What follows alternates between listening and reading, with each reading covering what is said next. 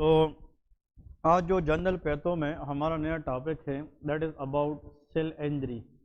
लेकिन cell injury से पहले हमें थोड़ा सा डिस्कस करना होगा कि सेल की बेसिक्स क्या है। वो हेडिंग दे दे सेल, ठीक है जी। एक बेसिक चीज़ पढ़ते हैं, फिर इसके ऊपर हम इंजरीज पढ़ेंगे, that will be easy to understand. इसमें लिखे the basic structural and functional unit of life. The basic structural and functional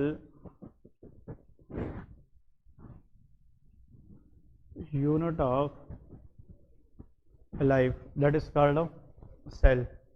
इसमें आप लोगों ने याद रखना है कि a human cell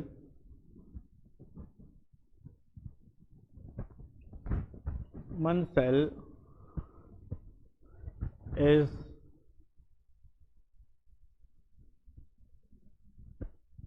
eukaryotic in nature. Eukaryotic का मतलब होता है कि इसके अंदर ट्रू न्यूक्लियस होता है, ठीक है जी। मतलब कुछ सेल्स होते हैं जिनको हम प्रोकैरियोट्स कहते हैं, जिसके अंदर ट्रू न्यूक्लियर बाउंडेड ऑर्गेनेल्स नहीं होते हैं। लेकिन बैक्टीरिया सेल जो है वो प्रोकैरियोट है, लेकिन जो ह्यूमन सेल है it is a eukaryote. Eukaryote वो सेल होता है जिसके अंदर ट्रू न्यूक्लियस होता है, ठीक है जी। नेक्स्ट क्वेश्चन ये है कि depending upon the area every cell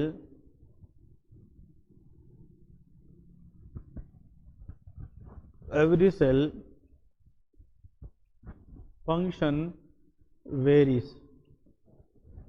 जिस तरह ब्रेन की सेल न्यूरॉन है, हार्ट के अंदर कार्डियक सेल है, इस तरह किडनी के अंदर नेफ्रॉन्स है। तो हर आर्गन के अंदर सेल की काम क्या है, एक दूसरे से डिफरेंट होता है, ठीक है जी। दूसरी बात यह है कि parts of the cell is very important, कि सेल को अगर हम देखते हैं तो इसके हम कुछ पार्ट्स बनाते हैं। तो a typical cell is divided into 3 parts. देखिए यहाँ पे अगर हम एक डायग्रामेटिकल व्यू में देखते हैं, this is the cell. Cell का ये वाला जो पार्ट है जो सबसे बाहर की तरफ, दैट इज सेल मेम्ब्रेन। इसको प्लाज्मा मेम्ब्रेन कहते हैं। यह selectively permeable membrane, that is called the cell membrane. The covering which surround the cell is called cell membrane. इसके अंदर ये वाला जो है दैट इज कॉल्ड न्यूक्लियस, और फिर न्यूक्लियस के बाहर ये जो कवरिंग है इसको न्यूक्लियर मेम्ब्रेन कहा जाता है, ठीक है जी। So inside the centre of the cell there is nucleus, outside the cell there is cell membrane. अब इस सेल मेम्ब्रेन और न्यूक्लियस के दरमियान ये जो स्पेस है इसको साइटोप्लाज्म कहा जाता है, दैट इज कॉल्ड साइटोप्लाज्म।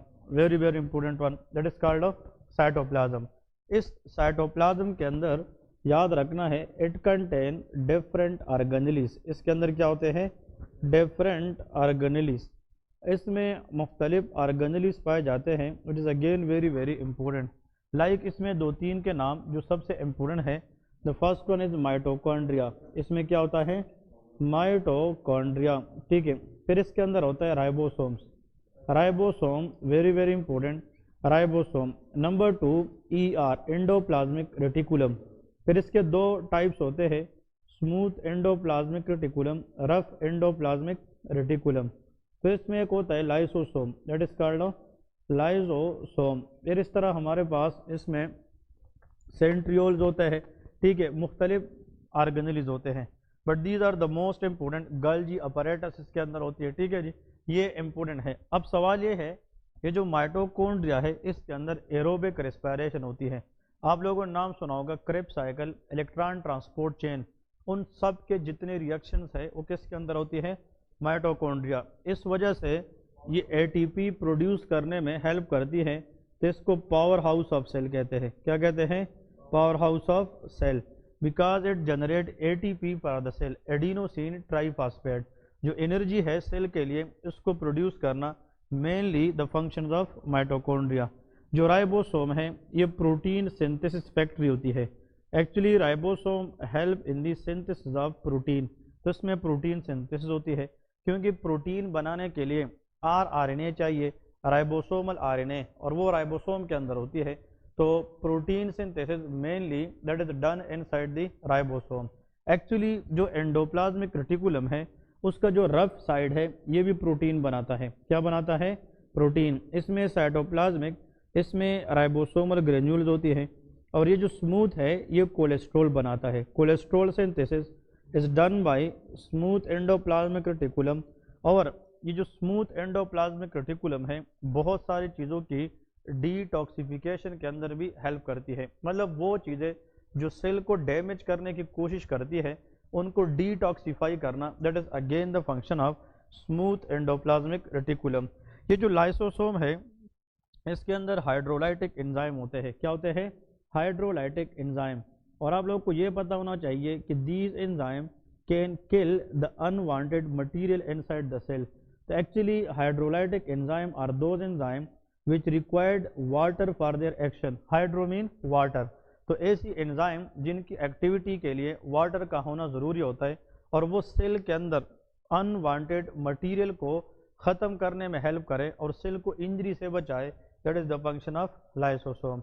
कभी कभार जब सेल का टाइम पूरा हो जाता है, जिस तरह कल हमने बताया था एपोप्टोसिस, 120 डेज के बाद जो आरबीसी है उसके अंदर जो लाइसोसोम है उसके एंजाइम एक्टिवेट होकर अपनी सेल को भी क्या करते हैं? ख़त्म करते हैं, जिसको ऑटोफेजी कहते हैं या सेल सुसाइड कहा जाता है। तो कहने का मतलब ये जो लाइसोसोम है ये सेल के अंदर चीज़ों की काने का काम करता है। ये एक किस्म की सेल का फेगोसाइड है। क्या है? फेगोसाइड। इसको हम digestive system of the cell कहते हैं। क्या कहते हैं? Digestive system. तो ये जनाब कुछ ऑर्गेनेल्स हैं जो आप लोगों को समझनी है। न्यूक्लियस के अंदर डबल स्ट्रैंडेड डीएनए होता है। क्या होता है? Double stranded DNA. Deoxy nucleic acid इसके अंदर होता है। नाइट्रोजिनस बेस होती है एडेनिन, गुआनिन, साइटोसिन, थायमीन। ठीक है जी।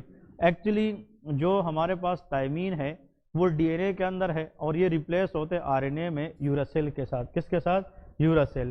तो यूरासिल आरएनए में होता है और जो थायमीन है वो डीएनए में होता है। आरएनए सिंगल स्ट्रैंडेड होती है और डीएनए डबल स्ट्रैंडेड होती है। तो इतना अगर आप लोगों को समझ आ गया तो फिर आगे पे तो पढ़ना हमारे लिए आसान है। और मेरे ख्याल में क्लास 8 से लेकर 9, 10, 11, 12 ये सारी चीज़ें हम पढ़ के आते हैं। ठीक है जी। कि सेल क्या है, उसकी मेम्ब्रेन क्या है और उसकी ऑर्गेनेल्स क्या है। अब सेल में जो सबसे इम्पोर्टेंट चीज़ समझनी है that is called sodium potassium ATPase pump. तो हेडिंग दे दे कि व्हाट इज मेंट बाय, देखिए Na+ का मतलब क्या है? सोडियम, और /K+ का मतलब पोटाशियम। ATPase pump. अब गलती लोग ये करते हैं वो सोडियम पोटाशियम एटीपी पंप लिखते हैं, गलत है। एटीपी नहीं है, एटीपीएस है। एज मीन एंजाइम है।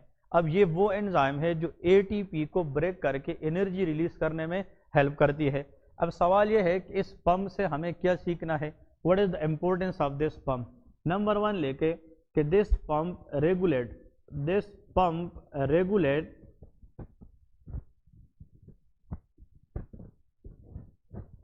electrolytes balance, हाँ जी, across the cell। तो सेल से मुराद between extra cellular environment and intra cellular environment. मतलब सेल के अंदर बाहर इलेक्ट्रोलाइट्स चार्ज पार्टिकल को बैलेंस रखना, that is the function of sodium potassium ATPase. Number 2 लिखे दिस पंप प्रेजेंट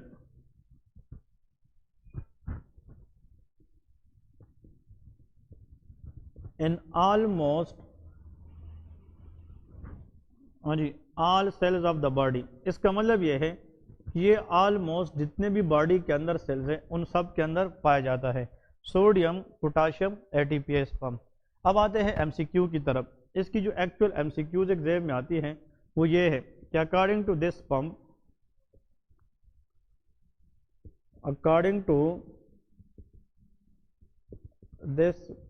अब देखिए इंपॉर्टेंट चीज जो आप लोगों ने समझनी है कि एक्चुअली हम ये कहेंगे कि 3 sodium is out of cell. कितने सोडियम सेल से बाहर जाएंगे? 3। Very very important. और आप लोगों ने याद रखना है 2 potassium come into the cell, into cell. ये बात समझ गए कि नहीं? एग्जाम में आता है कि सोडियम पोटाशियम एटीपीएस पंप की मदद से कितने सोडियम बाहर जाएंगे, कितने पोटाशियम अंदर आएंगे। तो 3 sodium will go out of the cell, 2 potassium will come into the cell. अब सवाल यह है किसी भी चीज़ का सेल से बाहर जाना, इसको हम पैथोलॉजी के अंदर ई फ्लक्स कहते हैं। क्या कहते हैं? ई फ्लक्स।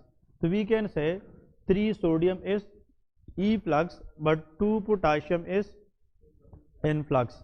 इन फ्लक्स मीन अंदर आना, ई फ्लक्स मीन बाहर जाना। ठीक है जी, ये चीज़ आप लोगों ने समझनी है। एग्जाम के अंदर इसमें गलती करते हैं। मुझे आज भी याद है एनआरई स्टेप 1 में 2 एग्जाम पहले क्वेश्चन था कि according to sodium potassium ATPase pump what will happen. और से सुने, व्हाट विल हैपन। तो इसमें क्वेश्चन आया था नंबर 1 के 2 potassium in and 2 sodium out, 3 sodium in 2 potassium out. इस तरह आप लोगों ने इसकी सीक्वेंस याद रखनी है कि 3 सोडियम बाहर जाएंगे तो 2 पोटाशियम अंदर आएंगे। 3 सोडियम ई फ्लक्स है तो 2 पोटाशियम इन फ्लक्स है। That is the correct way how to deal with sodium potassium ATPase pump. अब इस पंप को हम कैसे जानेंगे? देखिए, एक डायग्राम ड्रा करें। For example this is the cell. अब सेल के अंदर in the center there is the nucleus. अब आप लोग किसी भी जगह का सेल कंसिडर करें, इसमें ये जो अंदर वाला एरिया है इसको आईसीएफ कहते हैं, एक्स्ट्रा सेल्यूलर फ्लूइड। और सेल से बाहर क्या होता है? ईसीएफ, एक्स्ट्रा सेल्यूलर फ्लूइड होता है।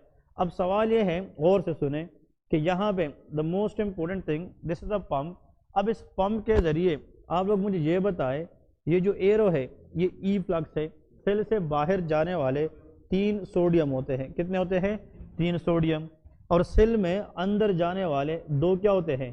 पोटाशियम होते हैं। तो 2 potassium, this is called sodium potassium ATPase pump. अब इसमें एक चीज़ समझनी है, और से देखें।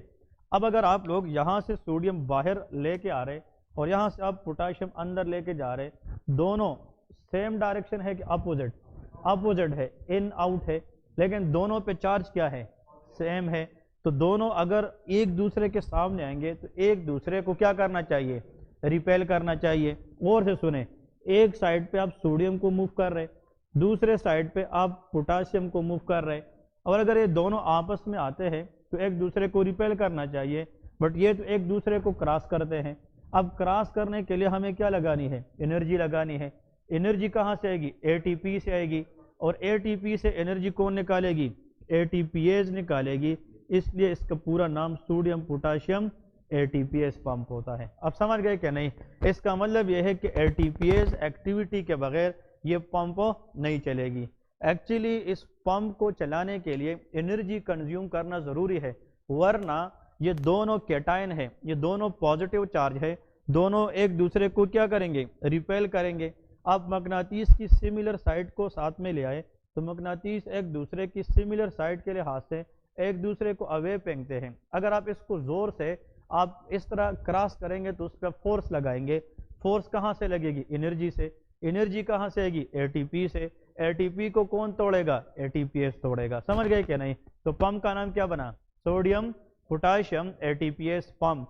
इस पंप में 3 सोडियम बाहर गए, 2 पोटाशियम अंदर आए। अब मुझे ये बताएं, इंपोर्टेंट वन, इस पंप पे एनर्जी लगी है कि नहीं? लगी है। डायरेक्ट कहाँ से लगी है? एटीपी से लगी है। तो ऐसा पंप जिस पे एनर्जी डायरेक्ट एटीपी से लगे, इसको प्राइमरी एक्टिव ट्रांसपोर्ट कहते हैं। क्या कहते हैं? Primary active. ये नीचे लिखे, ये एग्जाम में आते बायोकेमिस्ट्री का क्वेश्चन है कि सोडियम पोटाशियम एटीपीएस पंप ये पैसिव ट्रांसपोर्ट है कि एक्टिव है? पैसिव क्या होता है? जिस पे एनर्जी ना लगे, लाइक डिफ्यूजन को ले ले, हाइयर कंसंट्रेशन से लोअर की तरफ। एक्टिव वो है जिस पे एनर्जी लगे। फिर एक्टिव में 2 है, primary active, secondary active. But वो एक्टिव जिस पे एटीपी डायरेक्ट खर्च हो जाए तो उसका नाम प्राइमरी एक्टिव। तो नीचे लेके, this pump is a classical example of primary active transport. ठीक है जी, ये अगर आप लोगों को एग्जाम में आ जाए ताकि आप लोग फिर इसको भूले ना। ठीक है जी, अब ये समझ गए कि नहीं? This sodium potassium ATPase pump. अब यहाँ पे आप लोग को मैं बताता चलूँ कि नोट में लेके कि almost all cells in human body are negatively charge. गौर से सुने, हमारे बॉडी के ऑलमोस्ट जितने भी सेल्स होते हैं कौन से चार्ज होते हैं? नेगेटिवली। कैसे? आप लोगों को कल कोई कहे कैसे भाई, मुझे पता है कि हमारे बॉडी के almost this pump present in almost all cell of the body. तो अगर ये पंप हर जगह पे है तो इस पंप का काम कितने सोडियम निकालने? 3 सोडियम प्लस है, तो मैंने कितने खर्च किए हैं? 3 प्लस मैंने खर्च किए हैं, और इसके बदले कितने लिए हैं? 2। तो मतलब ज़्यादा प्लस मैं निकाल रहा हूँ और कम ले रहा हूँ, तो सेल को प्लस ज़्यादा मिल रहा है कि नेगेटिव? नेगेटिव, क्योंकि आप प्लस को निकाल रहे, 3 का रिप्लेसमेंट 3 को होना चाहिए, हम 3 खर्च कर रहे 2 ले रहे हैं, तो हम नुकसान में जाएंगे कि नहीं? तो सेल पे चार्ज नेगेटिव आएगा कि पॉजिटिव? इसलिए जितने भी सेल है बॉडी के नेगेटिव चार्ज होते हैं because of sodium potassium ATPase pump. समझ रहे कि नहीं? क्योंकि इस पंप में 3 सोडियम बाहर जाते हैं तो 2 पोटाशियम अंदर आते हैं। अब इसकी सिग्निफिकेंस हम पढ़ते हैं जनरल पैथोलॉजी के अंदर, कि इसको हम कैसे समझेंगे वो हम एक टॉपिक से समझेंगे, लेके सेल इंजरी। अभी हम डिस्कस करेंगे कि सेल आप लोगों ने जान लिया, सेल की बेसिक्स आप लोगों ने जानी। अब इस सेल को अगर कोई बंदा डैमेज करे तो उसको क्या कहेंगे? सेल इंजरी कहते हैं। अब उसको हम डिस्कस करेंगे पैथोलॉजी की तरफ, या पैथोलॉजी के अंदर कि सेल इंजरी की कंसेप्ट क्या है। अब इसको हम इंशाल्लाह डिस्कस करेंगे। सेल इंजरी के लिए सबसे पहले तो आप लोगों ने याद रखना है कि actually it is a stress that can a cell suffer. मतलब कोई भी ऐसा स्ट्रेस जो सेल को सफर करे, चाहे वो स्ट्रेस बाहर से हो या सेल के अंदर से हो, उसको हम क्या कहेंगे? सेल इंजरी कहते हैं।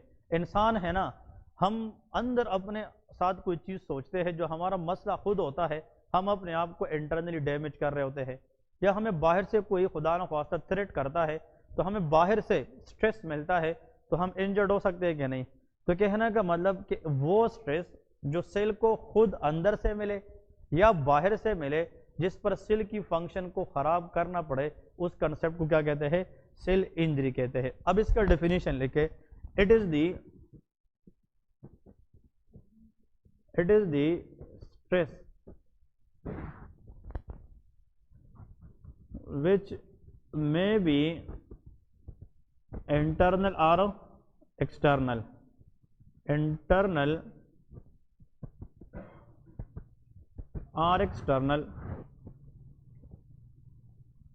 which disrupt cellular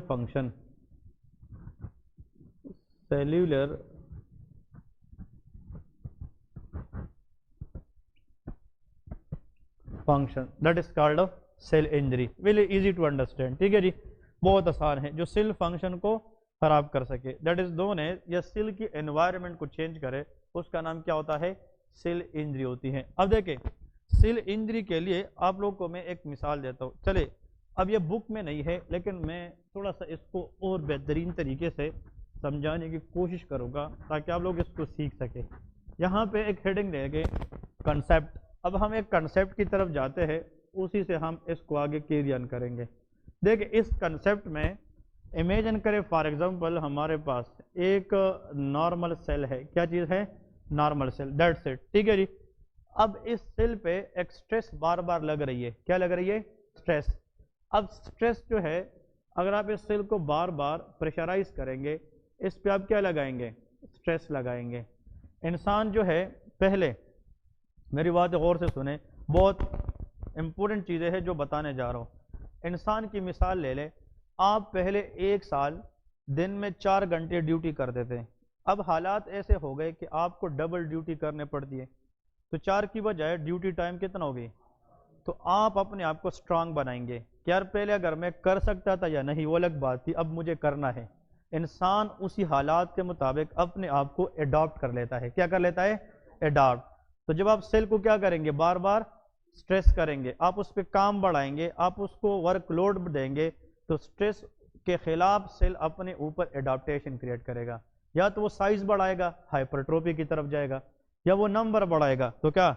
हाइपरप्लेजिया की तरफ जाएगा, या वो अपने एपिथेलियम को चेंज करेगा, मेटाप्लेजिया की तरफ। तो whenever there is a continuous stress on the normal cell, the first thing have to do that is adaptation. पहले क्या होगी? एडाप्टेशन, ये हम पढ़ चुके हैं कि नहीं? एडाप्टेशन हम पढ़ चुके हैं हाइपरट्रोफी की शक्ल में, एट्रोफी की शक्ल में। मेरी बात समझ रहे कि नहीं?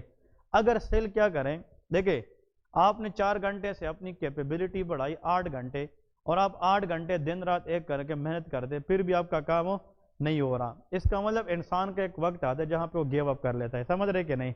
तो सेल भी अगर आपने आपको क्या करे, अडाप्ट करें। लेकिन आप classical example chronic irritation of HCl का ले ले, बार बार उसको खराब कर रहे, एक वक्त आएगा कि सेल इंजरी की तरफ जाएगा। किसकी तरफ जाएगा? इंजरी। हो सकता है कि नहीं? Cell injury, very very important. Initially cell जो है उस पर जब स्ट्रेस बढ़ता है तो एडाप्टेशन की तरफ जाता है। Adaptation is a compensatory response, ये क्या होता है?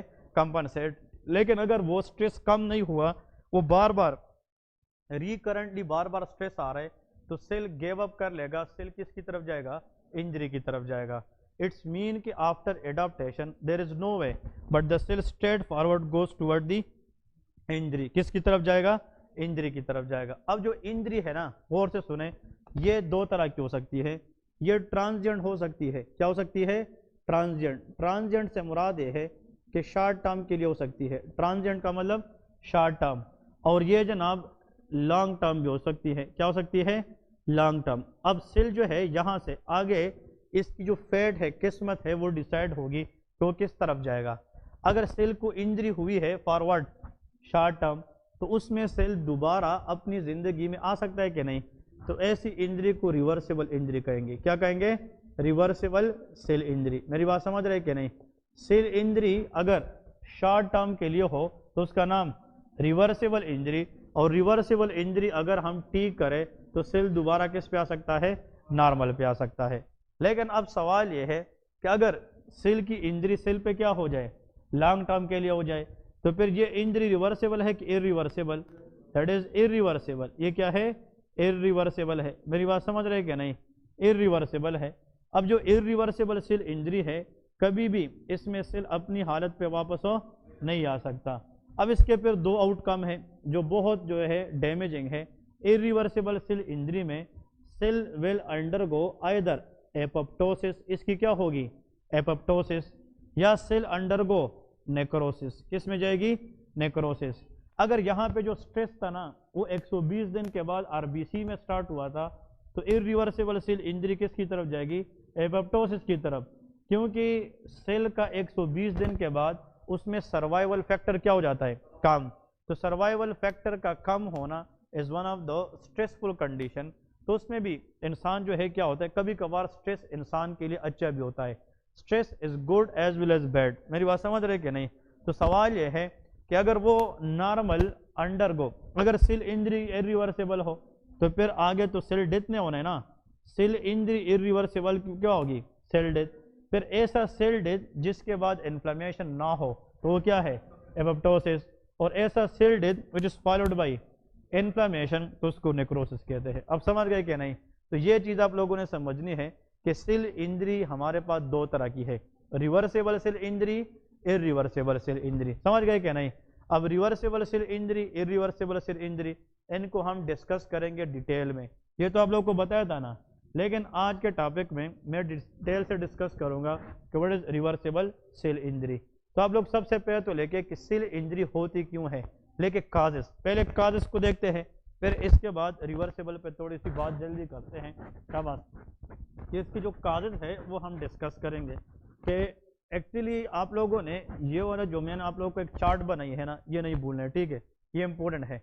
इसमें लेके काजेस के सेल को इंजरी क्यों होती है। नंबर 1 फिजिकल डैमेज से। किस वजह से? Physical damage. फिजिकल डैमेज में आप लोग मुझे बता सकते हैं what will be the physical damages. Number 1 trauma. Trauma to the cell is physical damage. हाँ जी, ट्रोमा, एक्सीडेंट वगैरह हो जाए, फॉलिंग फ्रॉम द हाइट, ये सारे के सारे ट्रोमा के अंदर। हीट से हो सकती है कि नहीं? इंसान अगर हीटर के सामने, मतलब बर्निंग वगैरह, हीट से सेल इंजरी।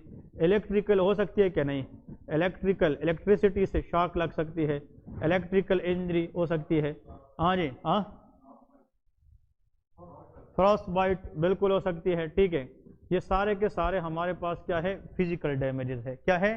Physical damage. इसका मतलब ये है कि जो फिजिकल डैमेज है उसका लेन देन इन्फेक्शन के साथ नहीं होता, लेकिन they can cause cell injury. तो सेल इंजरी जो होता है वो फिजिकल डैमेजेस से होती है, और आप लोगों को पता है रेडिएशन वगैरह, हीट वगैरह, इन सब की वजह से जो केमिकल, ये सारा का सारा फिजिकल डैमेज है। कभी कभार सेल की जो इंजरी है वो हो सकती है ब्लड सप्लाई कम होने की वजह से, that is ischemia.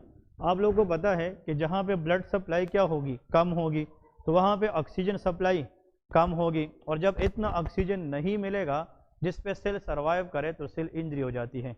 Ischemia leads to hypoxia, क्या होगी, हाइपोक्सिया, और hypoxia can cause cell injury. Clear है कि नहीं?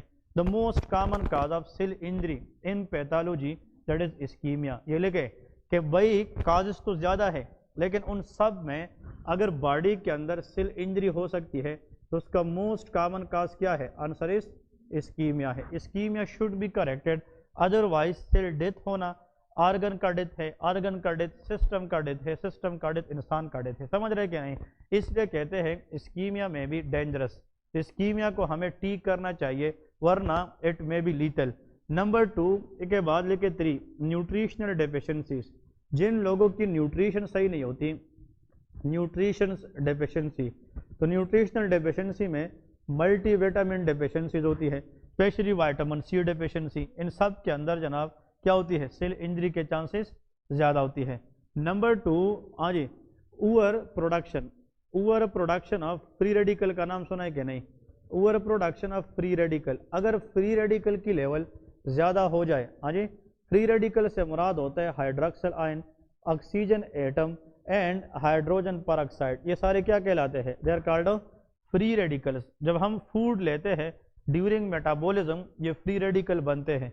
इनको ख़त्म करने के लिए हमारे बॉडी के अंदर एंटीऑक्सीडेंट पार्टिकल होते हैं, ग्लूटाथायोन। कौन सी? ग्लूटाथायोन, जो लीवर से आता है। और 3 विटामिन ऐसे हैं जो इनके खिलाफ काम करती हैं, vitamin A, vitamin C and vitamin E. तो A, C, E, they are antioxidant vitamin. अगर उनकी कमी हो जाए तो फ्री रेडिकल ज़्यादा होंगे and that damage the cell, ये भी सेल इंजरी करा सकती है। नंबर 5वें नंबर पे आप लोग लिख सकते हैं important one, auto immune diseases. हो सकती है क्या नहीं? कभी कभार हमारा अपना इम्यून सिस्टम हमारे सेल के खिलाफ क्या करता है? रिएक्ट करता है, सेल को इंजर्ड करने में हेल्प करती है।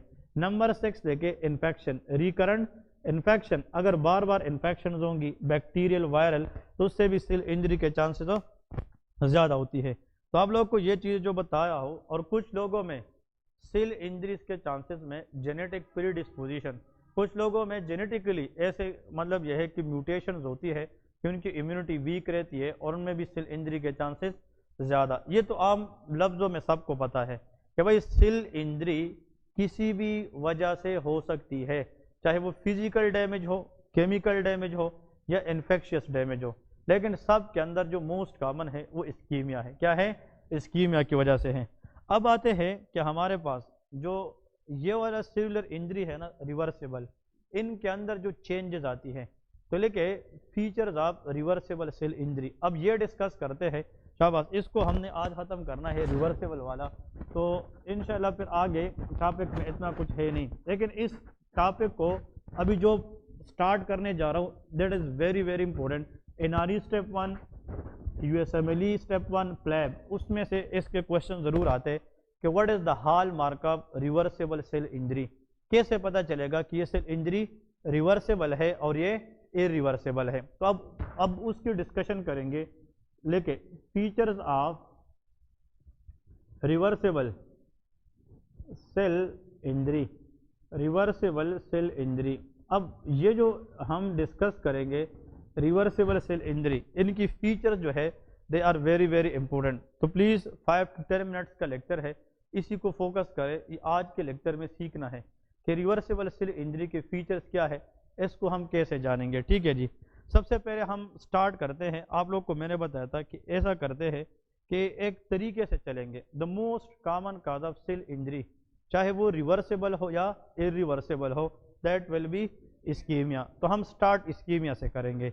ऐसा करें सबसे पहले कि अगर एक सेल है उसको किसी भी वजह से इस्कीमिया हो जाए, लेकिन अगर मैं थोड़ा सा आप लोगों को नॉलेज की बेस पे छेड़ूँ यहाँ पे, तो ये भी पूछ सकता हो इस्कीमिया क्यों होता है? बिकॉज ऑफ आर्टीरियल ब्लॉक, किसी भी आर्टरी के अंदर क्लाट है, किसी आर्टरी के अंदर थ्रोम्बस है, एथेरोस्क्लेरोसिस है, रीनल आर्टरी में क्लाट है, कोरोनरी आर्टरी में क्लाट है, कहीं पे भी एम्बुलस है, इन सब की वजह से क्या होता है? इस्कीमिया। इस्कीमिया से मुराद यहाँ पे है डिक्रीज परफ्यूजन, जब ब्लड सप्लाई क्या हो जाए? कम हो जाए। सो डिक्रीज परफ्यूजन को हम क्या कहते हैं? इस्कीमिया कहते हैं। तो जब ब्लड की सप्लाई कम होगी, आप बताएं, ब्लड की सप्लाई कम होगी तो उसमें उस आर्गन को ऑक्सीजन ज़्यादा जाएगी कि कम? कम जाएगी। तो इस्कीमिया विल रिजल्ट हाइपोक्सिया, क्या होगी? हाइपोक्सिया। यहाँ पे लेके दैट इज कॉल्ड हाइपोक्सिया। अब यहाँ पे एक चीज़ मैं आप लोगों से पूछना चाहूँगा, क्योंकि मैंने 10 में से अगर 8-9 बंदों से पूछे तो मुझे आज तक थोड़ा सा गलत जवाब मिला है। तो चले आप लोगों को मैं बताना चाहता हूँ कि एक टर्म हम यूज़ करते हैं हाइपोक्सिया, एक टर्म यूज़ करते हैं हाइपोक्सीमिया। क्या यूज़ करते हैं? हाइपोक्सीमिया। तो हाइपोक्सिया और हाइपोक्सीमिया ये दोनों सेम है क्या डिफरेंट है? शाबाश, हाँ जी, दोनों डिफरेंट है। हाइपोक्सिया का मतलब होता है कि सेलुलर लेवल पे, एक सेल की लेवल पे ऑक्सीजन का कम होना, और हाइपोक्सीमिया का मतलब ब्लड के अंदर ऑक्सीजन का कम होना। अगर मेरे ब्लड में ऑक्सीजन ठीक है लेकिन आर्गन को नहीं मिल रही तो वो हाइपोक्सिया है, बट हाइपोक्सीमिया नहीं है। So hypoxia is a decrease oxygenation at the cellular level, और hypoxaemia mean decrease oxygenation in the blood. आप लोगों ने याद रखना है, ठीक है जी। अब आप लोग मुझे ये बताएं, जब ऑक्सीजन क्या होगी? कम होगी, तो सेल को हमने टारगेट करना है आर्गन के अंदर, किस चीज़ को? सेल को। हमने तो सेल इंजरी पढ़नी है। तो आप लोगों के ख्याल में जब इस्कीमिया की वजह से क्या हो जाए? हाइपोक्सिया। तो लो ऑक्सीजन की वजह से the most sensitive organelle, cell के अंदर जो डैमेज होती है वो माइटोकॉन्ड्रिया है। क्या है? माइटोकॉन्ड्रिया। तो सबसे पहले के कि hypoxia will cause mitochondrial damage. क्या होगी? Mitochondrial damage. अब जब माइटोकॉन्ड्रिया डैमेज होगी तो आप लोगों को पता है कि पावर हाउस ऑफ सेल जो है वो ख़राब हो जाएगी। और आप लोग को ये भी पता होना चाहिए कि जो पावर हाउस ऑफ सेल है अगर वो ख़राब हो जाए तो आया एरोबिक रेस्पिरेशन होगी? नो। तो मतलब ऑक्सीजन की मौजूदगी में जो एटीपी का बनने का प्रोसेस था वो क्या हो गया? कम हो गया। यहाँ पे लेके डिक्रीज ऑक्सीडेटिव रेस्पिरेशन, किस चीज़ की कमी होगी? ऑक्सीडेटिव। ऑक्सीडेटिव मीन एरोबिक, समझ गए कि नहीं? ऑक्सीडेटिव मीन ऑक्सीजन की गैर मौजूदगी में अब एटीपी तो बनेगी लेकिन ऑक्सीजन की मौजूदगी में नहीं बनेगी। Decrease oxidative respiration, decrease aerobic respiration. और जब रेस्पिरेशन कम होगी तो एटीपी जनरेशन ज़्यादा होगी कि कम? कम होगी। यहाँ पे लेकर डिक्रीज एटीपी। अब गौर से सुने, डिक्रीज एटीपी, जब इंसान को एनर्जी नहीं मिलेगी वो सरवाइव कर सकेगा? नो। अब एटीपी कम की वजह से सेल पे असर पड़ेगा कि नहीं? सेल पे अच्छा खासा असर पड़ेगा। अब वो असर क्या पड़ेगा? अब यहाँ पे लेके 3 डिफरेंट चीज़ें। अब ये एग्जाम के लिए इंपॉर्टेंट है कि एटीपी कम होने की वजह से सेल पे जो चेंज आएगा उसकी हम बात करेंगे। समझ गए क्या नहीं? तो सबसे पहले सेल को ब्लड सप्लाई क्या हुई थी? कम ब्लड सप्लाई की वजह से ऑक्सीजन सप्लाई डिक्रीज, ऑक्सीजन कम की वजह से माइटोकॉन्ड्रियल डैमेज, माइटोकॉन्ड्रिया प्रॉब्लम की वजह से lack of oxidative respiration, and that lead to decrease of ATP. हाँ जी। अब आप बताएं, ये उर्शीद बताएगा, ये सेल है, इसमें एक पंप हमने यहाँ पे पढ़ा था, उस पंप का नाम क्या है? Sodium potassium ATPase. अब उस पंप का काम यह था कि देखिए एरो का मतलब यह है कि 3 सोडियम हम अंदर से बाहर लेके जा रहे हैं, समझ रहे हैं, और हम बाहर से क्या करें? 2 पोटाशियम को अंदर लेके आ रहे हैं। मेरी बात समझ रहे हैं? ये पैसिव ट्रांसपोर्ट है कि एक्टिव है? इस पे क्या लगेगी? एटीपी। लेकिन बॉडी में इस्कीमिया है तो एटीपी का लेवल कम है, तो सबसे पहला चेंज इस पंप की फेलियर होगी। अब समझ गए कि नहीं? हमने पहले इधर पंप पढ़ा था ना, अब उस पंप को हम पेटों में डाल रहे, समझ रहे कि नहीं?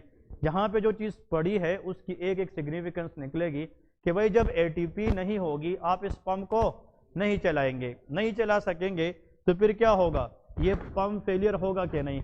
तो सबसे पहला इफेक्ट लेके failure of sodium potassium ATPase pump. अब आसान है कि नहीं? तो यहाँ पे लेके failure of sodium potassium ATPase, that's make sense, ठीक है जी। तो सोडियम पोटाशियम एटीपीएस पंप की फेलियर हो जाएगी, क्योंकि एटीपी नहीं मिल रही, फ्यूल नहीं मिल रही, तो इंजन कैसे चलेगी। क्लियर है। अब आप लोग मुझे ये बताए, शाबाश, होगा क्या इसकी फेलियर की वजह से, क्या होगा। सोडियम अब बाहर आएगा कि अंदर रहेगा, अंदर रहेगा। तो यहाँ पे लेके पहला चेन सोडियम बेल्ड एनसाइड होगा क्या नहीं, सोडियम बेल्ड एनसाइड नंबर 1। हाँ जी, सोडियम क्या है, साल्ट है। जहां पे सोडियम होता है वो अपने साथ किसको ड्रैग करेगा, वाटर को। हाँ जी, अब लिखना बंद करें प्लीज, इधर देखे। सोडियम जिसने बाहर जाना था, अब पंप काम नहीं कर रहा तो बाहर जाएगा, नो। तो सोडियम बेल्ड इन साइड। अब सोडियम कहाँ पे बढ़ेगा, सेल में, तो अपने साथ किसको बाहर से ड्रैग करेगा, तो सेल के अंदर वाटर की लेवल ज्यादा होगी, तो सेल स्क्वीज होगा कि स्वेलिंग। इसीलिए कहते हैं रिवर्सिबल इंजरी का पहला हॉलमार्क सेल स्वेलिंग होता है। समझ रहे क्या नहीं, क्योंकि जो सोडियम है it will drag water from near by area, और जब वाटर सेल में ज्यादा आएगी तो सेल का साइज वही होगा कि बढ़ेगा, बढ़ेगा, तो लेके सेल स्वेलिंग नंबर 1। ठीक है, क्या होगी, सेल स्वेलिंग। अब जब सेल स्वेलअप होगा, और से सुने, जो राइबोसोम है उसमें पानी भर जाएगा। क्या भर जाएगा, पानी भर जाएगा। राइबोसोमल मशीनरी खराब होगी तो प्रोटीन बन सकेंगे, तो लेके defective protein synthesis. Protein synthesis क्या होगी, खराब हो जाएगी, डिफेक्टिव प्रोटीन सिंथेसिस। अब प्रोटीन सिंथेसिस जो है वो खराब हो जाएगी, that is defective protein synthesis. Next point, अब जब सेल स्वेलअप होगा, इधर देखें, अब डिपेंड करता है कि ये पानी इधर पे ज्यादा फोर्स लगाए, यहाँ पे कम फोर्स लगाए। जब पानी अंदर आएगा तो इसकी वॉल पे प्रेशर लगेगी क्या नहीं, आप लोग इस चीज को समझ रहे कि नहीं। जब पानी भर गया तो इसकी वॉल पे प्रेशर बढ़ेगी। अब डिपेंड करता है ये सेल का अपर पार्ट है और ये, तो पानी ऊपर जाएगा कि नीचे, तो नीचे प्रेशर ज्यादा लगेगी, ऊपर कम लगेगी, क्योंकि पानी को तो नीचे बैठना है, तो नीचे प्रेशर ज्यादा ऊपर कम। तो सेल के सब वॉल पे प्रेशर लगेगी लेकिन सब पे एक जैसा नहीं लगेगी। अब हो सकता है कि यहाँ पे ज्यादा प्रेशर की वजह से मेम्ब्रेन बाहर निकले, यहाँ पे ना निकले, शायद यहाँ पे निकले, इनको कहते हैं मेम्ब्रेन ब्लेब्स। क्या कहते हैं, मेम्ब्रेन ब्लेब्स। मतलब जगह जगह से जो मेम्ब्रेन है वो बाहर की तरफ निकल आएगी, क्योंकि अंदर से उस पर पानी का प्रेशर लग रहा है। तो लेके अपीयरेंस ऑफ मेम्ब्रेन ब्लेब्स, इसके अंदर क्या होगी, अपीयरेंस ऑफ मेम्ब्रेन ब्लेब्स। अब ये सारा का सारा कहानी किस वजह से है, एक पंप की फेलियर की वजह से है। समझ रहे कि नहीं। सो अपीयरेंस ऑफ मेम्ब्रेन ब्लेब्स, जो मेम्ब्रेन ब्लेब्स है उसकी अपीयरेंस होगी। ठीक है, अब आते हैं एक और एमसीक्यूज की तरफ। व्हाट विल हैपन टू माइक्रोवेलाई, किस चीज को, माइक्रो। अब हम तो सेल की बात करते हैं ना, हमने ये कभी नहीं कहा कि ये कहाँ की सेल है। सेल तो किसी जगह की भी हो सकती है। इंटेस्टाइन में विलाय होती है क्या नहीं, रेस्पिरेटरी में विलाय, अगर उधर की ये चीज हो जाए तो फिर विलाय को क्या होगा, एनीवन। अब गौर से सुने, ये सेल है ना, ये गौर से सुने। अब इसके अंदर ये क्या है, विलाय है। फिंगर लाइक प्रोजेक्शन को क्या कहते हैं, विलाय। ये BLEB है, ब्लेब। क्लियर है क्या नहीं। आप लोगों ने ब्लीडिंग के लिए जो है ना मूड खराब किया है, ये मेम्ब्रेन ब्लेब है। ठीक है ना, जो चीज मैंने मुंह पे बोला है तो वो तो बस लिखे ना, ठीक है ना। ओके जी, अब सवाल ये है, मैं भी उधर से देख रहा हूँ कि मैंने पता नहीं कोई शेर वगैरह तो नहीं लिखे पीछे, ठीक है ना। चले जी, अब इसमें देखे सबसे इंपॉर्टेंट चीज ये है कि यहाँ पे ये विलाय है। ठीक है, विलाय मीन ये फिंगर लाइक प्रोजेक्शन है। अब गौर से सुने तब समझ आएगी। अब ये जो है, आप जब गुब्बारे में हवा भरते हैं ना, गुब्बारा पहले तो इतना छोटा सा होता है, हवा भरने से वो फूल जाता है, मतलब वो डायलेट हो जाता है। अब सवाल ये है, जब आप इसमें पानी भरेंगे तो ये बाहर की तरफ जाएगी कि अंदर, इसकी जो शेप है वो खराब हो जाती है। तो वेलाय जो है बिकम डिसअपेयर, क्या हो जाती है, डिसअपेयर। तो यहाँ पे लेके वेलाय जो होती है डिसअपेयर। ये वेलाय पहले सेल में थी, हाँ, वेलाय नॉर्मल सेल में होती है, depend upon the area. Cell में होती है, जो चीज थी वो खत्म हो गई। ब्लेब पहले होती, ब्लेब नो, जो नहीं थी वो अपेयर हो गई। समझ गए क्या नहीं। तो bleb appear and will disappear. These all are the changes in the cell due to one pump failure। ये सिर्फ sodium potassium ATPase pump failure की वजह से सेल पे होता है। लेकिन एग्जाम में आएगा the most common hallmark cell swelling is the reversible cell injury, कि सेल स्वेलिंग। अब इरिवर्सिबल में सेल स्वेलिंग क्यों नहीं होती वो हम डिस्कस करेंगे। ठीक है जी, वेट फॉर इट। अब इसके बाद नेक्स्ट क्वेश्चन की तरफ जा रहे हैं। आप लोग कहोगे कि सर मॉलिक्यूलर लेवल पे क्या होता है। हाँ जी, इनिशियली क्या थी, ischemia.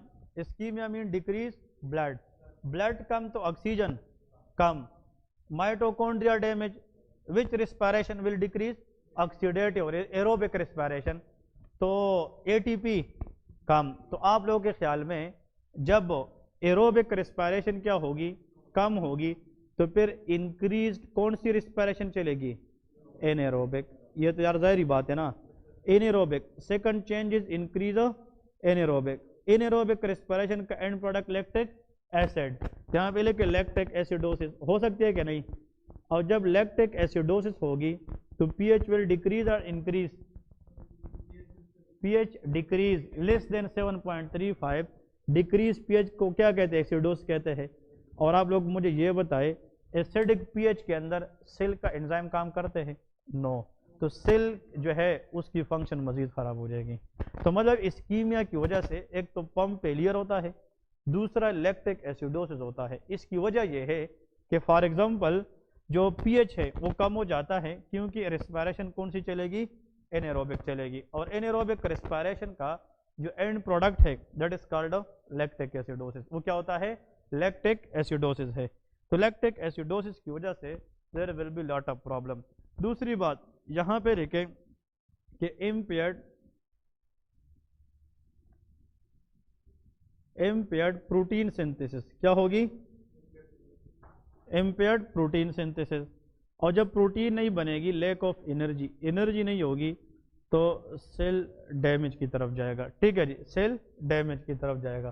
So this what all about कि एक इस्कीमिया की वजह से सेल पे जो असर पड़ता है या सेल के अंदर जो चेंजेस आती है वो आप लोगों को बताया है कि एक इस्कीमिया की वजह से सेल के ऊपर कौन कौन सी चेंजेस आती है। ठीक है जी, तो आप लोग को ये समझना है कि the first symptom that is occurring on the cell in reversible injury when there is ischemia that is called cell swelling. इसको हम क्या कहते हैं, सेल स्वेलिंग कहते हैं। ये जो प्रॉब्लम है ना, ये सारा का सारा प्रॉब्लम ये किसकी आने से हुआ है, सोडियम की वजह से। और सोडियम ने किसको साथ ड्रैग किया है, इसको कहते हैं hydrophilic action, hydrophilic action on the cell. कि जो वाटर है, वाटर लोविंग एक्शन, कि वाटर की बिल्ड होने से ये जो सेल के अंदर प्रॉब्लम आई है that is called reversible cell injury. ठीक है जी, अब इसके साथ जो इरिवर्सिबल है वो लॉन्ग कॉन्सेप्ट है, वो इंशाल्लाह नेक्स्ट लेक्चर में पर डिस्कस करेंगे। उसमें एक चीज रहती है कि रिवर्सिबल का किस पॉइंट पे पता चलता है, यहाँ से हम सेल को वापस लेके जाते हैं और उस पॉइंट से फिर आगे हम इरिवर्सिबल को कैरी ऑन करेंगे। ठीक है जी, कल परसों इंशाल्लाह, जब पीर को इंशाल्लाह मंडे को ये पढ़ेंगे तो आप लोग को पता चल जाएगा, ये हमारा एक चैप्टर खत्म हो जाएगा सेल इंजरी वाला, फिर हम इन्फ्लेमेशन की तरफ जाएंगे। देखिए जनरल पैथोलॉजी में सबसे पहले आप लोगों को सेल एडाप्टेशन क्या है, सेल इंजरी क्या है, सेल डेथ क्या है, ये चीज़ समझनी है। फिर इन्फ्लेमेशन दो है, एक्यूट इन्फ्लेमेशन है और क्रोनिक इन्फ्लेमेशन है। इसकी डेफिनेशंस क्या है, इनकी हॉलमार्क्स क्या है, इनकी एग्जांपल्स क्या है। और एक इसमें चैप्टर आता है न्यूप्लेजिया, कैंसर। तो फिर कैंसर कहाँ कहाँ से निकल सकते हैं, किन किन सेल से, सार्कोमा क्या है, कार्सिनोमा क्या है, ट्यूमर मार्कर्स क्या होते हैं, समझ रहे क्या नहीं। और हमें यह भी डिस्कस करना है कि कैंसर की नॉमेनक्लेचर क्या है, मेटास्टेसिस क्या है, ये सारी चीज़ें। तो जर्नल पे तो इंशाल्लाह नेक्स्ट वीक हम इसको वाइंड अप करेंगे, कोशिश करेंगे। ठीक है जी, ओके, अल्लाह हाफिज़। नमाज का टाइम है, तैयारी करें जुम्मे का दिन है। ठीक है, अल्लाह हाफिज़।